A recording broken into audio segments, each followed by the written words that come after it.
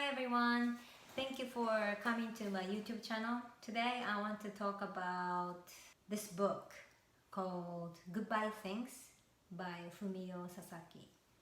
So this is a book about minimalism, and I've been interested in minimalism, or I'm not a minimalist, but I think compared to most of the people, I'm not so much interested in having things compared to maybe, I don't know, average women, or I don't know what the average woman is, or the majority of women. Probably the pair of shoes I have is not as many. I've been given shoes as gifts from my husband, but the pairs of shoes that I actually buy, like I end up just wearing the same stuff for so many years. And even the clothes, like I still wear the stuff from like college times, or sometimes I feel like, okay, I have to get rid of this, because it doesn't spark joy like mariekondo. But basically I think anything, I think I don't own much, because gradually, I don't know, I can't really say when, but I started to think it's more important to pay or spend my money on experiences like travel or visiting someone or doing something than having things. But when I was younger, like high school, like it was really a cool thing to collect swatches, or I was into different shoes, like sports shoes, like when I was in high school, like getting Jordans, or I try to kind of catch up with the fashion, or like this is the cool thing to collect or cool thing to buy. But yeah, now I'm old, and even my makeup, I don't know, maybe not so much of minimalism, but my personality, like being lazy or don't care about much. So I just have basic thing to put on, and it's minimal. I don't have so many things, and it doesn't take 2 hours, it just takes 10 minutes, and after a few hours everything is gone from my face. But yeah, and even books, I love books, but I think, I don't know, yeah, probably after I experienced American graduate school life, I was so happy to check out so many books from the library. University of Illinois had a really nice library, and learn about interlibrary loan, and even WorldCat, that I was able to get books from Japan and read it in Japanese. So from that, I was like, since then, library is the place to go. And yeah, sometimes I buy books that's really, really important to me, but I rarely buy books. I check out books or Audible. So Audible has been the only thing that I just pay and buy and collect a lot. But now I found Overdrive, which lets me listen to audiobooks for free. So even, I'm inclined not to buy audiobooks. So anyway, I possess less things than majority of people, I think. But I'm not a minimalist as you can see, like this kind of decoration I have. So it's not total, absence. That doesn't mean I don't have anything or almost nothing. But reading this book, Goodbye Things, kind of rekindle my kind of desire to get rid of things.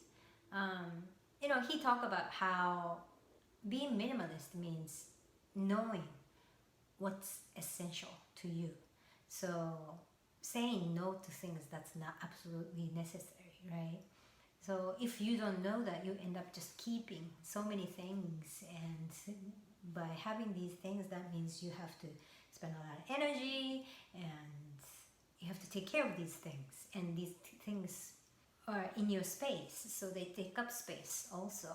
So this book was not just about reducing things, but it's more about knowing who you are and knowing what you value. And that's related to, Marie Kondo's thing too, right? Like, what sparks joy for you, and keeping these things and getting rid of things that doesn't spark joy. So reading this, and he talked about, pre-minimalist era, like how he was, like how his standards were based on other people's values, what the society wanted him to do, or what was the just social pressure, or comparing with himself with others, and he has to have this, or he have to do this. But then after becoming graduate minimalist and then becoming a complete minimalist, like he knows that he can let go of self-judgments, but being okay with just being himself, and he knows what's really important for him. And he mentioned that he started going out in the nature more, to connect with the nature more, and that kind of resonated with me too.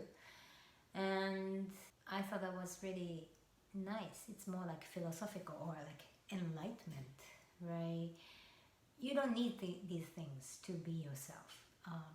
You can be just happy with the things you already have, or the minimal things you have. So after reading or listening to this audiobook that I checked out on Overdrive for free, I organized my drawers.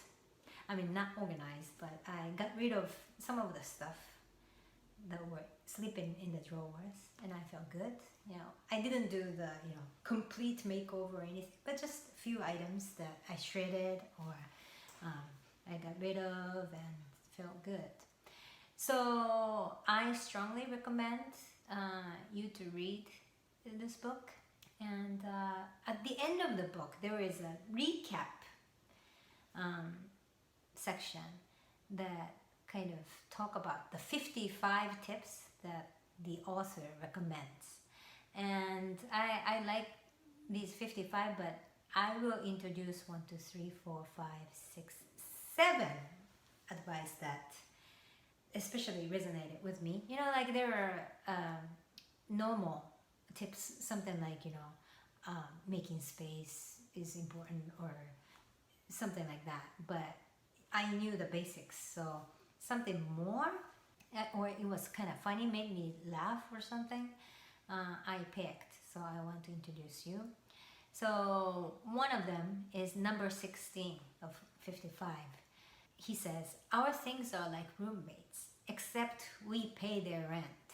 And it clicked me.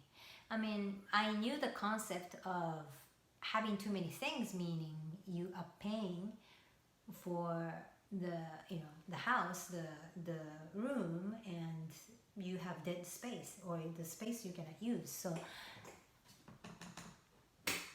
that I had the idea, but how he described as, our things are like roommates, except we pay their rent. It was really interesting. That makes sense. They're roommates, but they're not paying for you, but you're paying for them. And number 17, organizing is not minimizing. And that kind of like hit me. Because, when I organize stuff and I have more space, I feel like, oh, that's great. So organizing is good. But he says organizing isn't minimizing. You have to get rid of them. So like it kind of hit me.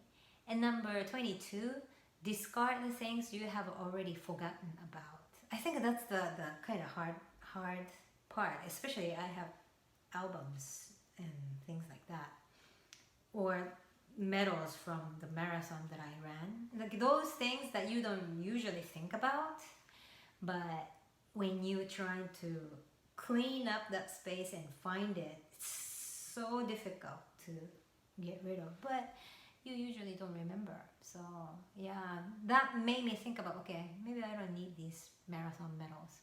I will take pictures and keep it as a memory. I mean, I already took pictures, I have the pictures about the marathon, and I have good memory, and I remember the nice feeling. So like medals, do I need them? And yeah, but family photo albums are so hard to let go. So I was thinking, but still, that doesn't mean like I take a look all the time. So I was thinking, I got a scanner, so maybe I will scan all these pictures and keep it as a digital. Maybe that way I see them even more. And the funny thing was 23. He says, don't get creative when you're trying to discard things. That was funny. He said like, oh, what was the example? Like a glass container or something, like, oh, maybe I can get some wires or something from the craft store and maybe I can make a nice lamp. And he said, don't be creative. Just let it go. Just throw it away. So I know what he means. Like, you know, I try to kind of, even plastic containers, right? After I use it, I feel like, oh, how can I use it? Oh, maybe I can cook this and I can put it in here. It's like, not even being creative, just thinking about reusing. But he said, don't do that. So like, I'm like, yes, that was funny. And then number 33 was discard any possessions that you can't discuss with passion. Like if you take one item and if you don't have any special feeling, special memory, or any kind of passion, yeah, maybe just a random extra thing that you have. So it probably resonates with what sparks joy, yeah, of Mariekondo's concept. So passion, he says, it's passion. And 34, he says, if you lost it, would you buy it again? Really good point. Yeah, I was thinking, yeah, maybe many things, if I lose it, yeah, it's okay, I'm not gonna get it. So paying attention to what's really important. So that means when you buy it, you have to make that decision, right? Like, do I really need it? If I lose this, am I gonna buy it again? Or I'm just getting it because it's cheap, or because it's, I don't know, for the moment, convenient or whatever. And the last one that I resonated with is, he says, if it's not a hell yes, it's a no. That was really strong to me. That spoke strong to me, yeah. Because a lot of times when you go shopping, I mean, I don't go shopping that often, but even sometimes, you know, like, oh, this looks nice, oh, this looks cute, it will be nice and it will be great, but is it hell yes nice, or is it nice? It's really important. Then it's a no, don't get it, or don't keep it. So those are the 1, 2, 3, 4, 5, 6, 7 tips that I found really funny, interesting, or resonated with me. So I recommend you, if you're interested in being a minimalist, or if you're interested in decluttering your space, I strongly recommend it. It's a 2015 book, so it's been here for a while, and I know many people have read it too, but if you really like Marie Kondo, maybe you like his book too. So thank you for coming to my YouTube channel. Oh yeah, I want to ask you, like, what are the things that you want to say goodbye to? So that's my question. Thank you for coming to my YouTube channel, and see you next time.